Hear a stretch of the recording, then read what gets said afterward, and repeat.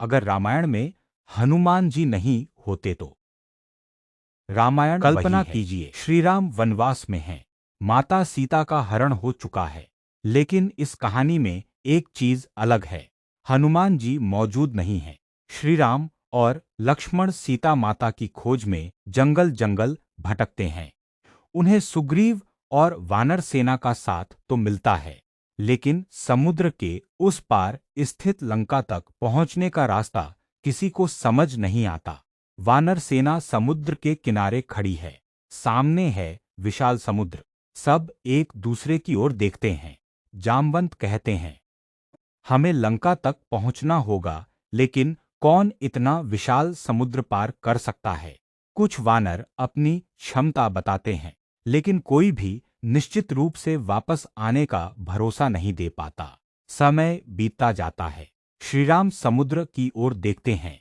उनकी आंखों में चिंता है, लेकिन विश्वास अभी भी अटूट है। तभी एक विचार सामने आता है, लंका तक पहुंचने के लिए केवल शक्ति नहीं, बुद्धि और साहस भी चाहिए। वानर सेना कई छोटे छोटे दल बनाकर समुद्र के अलग अलग हिस्सों में खोज शुरू करती है। कई दिन बीत जाते हैं, लेकिन सीता माता का कोई समाचार नहीं मिलता। उधर लंका में रावण अपनी शक्ति पर और अधिक अहंकार करने लगता है। उसे लगता है कि श्रीराम कभी लंका तक नहीं पहुंच पाएंगे, लेकिन श्रीराम हार नहीं मानते। वे समुद्र के सामने खड़े होकर प्रार्थना करते हैं और अंततः वानर सेना के साथ समुद्र पर सेतु निर्माण का निर्णय लेते हैं। पत्थर जुटाए जाते हैं। वानर पूरी शक्ति से काम करते हैं। धीरे धीरे समुद्र के ऊपर एक मार्ग बनने लगता है। श्रीराम की सेना लंका की ओर बढ़ती है, लेकिन सबसे बड़ी समस्या अभी बाकी है। माता सीता कहाँ हैं? किसी को अशोक वाटिका का पता नहीं। किसी ने सीता माता को देखा नहीं है। तभी विभीषण श्रीराम की सहायता करते हैं और लंका के भीतर की जानकारी देते हैं। श्रीराम को पता चलता है कि सीता माता अशोक वाटिका में हैं। अब युद्ध की तैयारी होती है। श्रीराम की सेना लंका पहुंचती है। भयंकर युद्ध शुरू होता है। रावण की विशाल सेना सामने होती है, लेकिन श्रीराम और लक्ष्मण धर्म की रक्षा के लिए युद्ध करते हैं। एक एक करके रावण के शक्तिशाली योद्धा पराजित होते जाते हैं। अंततः श्रीराम और रावण का अंतिम युद्ध होता है।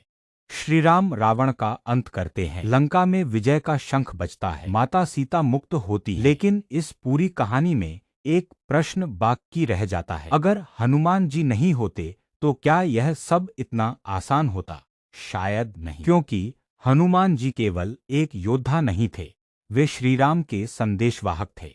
वे सीता माता तक आशा का संदेश पहुंचाने वाले थे। वे समुद्र पार करके लंका पहुंचने वाले साहसी भक्त थे। उन्होंने श्रीराम की सेना को अपना पराक्रम दिखाया और सबसे महत्वपूर्ण, उन्होंने यह साबित किया कि जब भक्ति के साथ साहस जुड़ जाता है तो असंभव दिखाई देने वाला काम भी संभव हो सकता है। इसलिए यह कल्पना हमें एक बात समझाती है, रामायण में हनुमान जी की भूमिका केवल एक पात्र की नहीं, बल्कि श्रीराम की यात्रा के सबसे महत्वपूर्ण स्तंभों में से एक की थी। और शायद इसी कारण आज भी करोड़ों भक्त हनुमान जी को केवल शक्ति के लिए नहीं, बल्कि भक्ति, सेवा, साहस और विश्वास के प्रतीक के रूप में याद करते हैं। जय श्री राम, जय बजरंगबली।